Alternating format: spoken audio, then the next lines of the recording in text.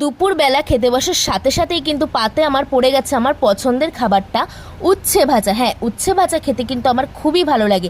আর আজকে কিন্তু মা উচ্ছে ভাজার মধ্যে আলুগুলোকে ডুমু করে কেটে দিয়েছিল, বেশ ভালো লাগছিল খেতে।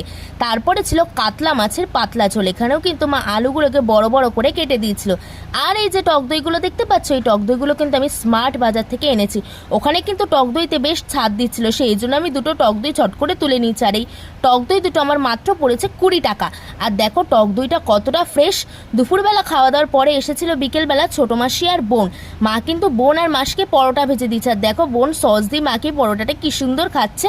খাওয়া দাওয়ার পরে মা আর আমি সন্ধ্যাবেলা কিন্তু একটু মেলায় এসেছিলাম। মেলায় কিন্তু অত ভিড় ছিল না, তবুও মেলা বসেছে, একটু ঘুরে যাই বলো, সেই জন্য দেখতে এসেছিলাম। আর দেখো বেশি কিছু কিন্তু কিনিনি, কিনেছি কড়াই ঢাকা দেওয়ার একটা ঢাকনা আর একটা চুড়ি।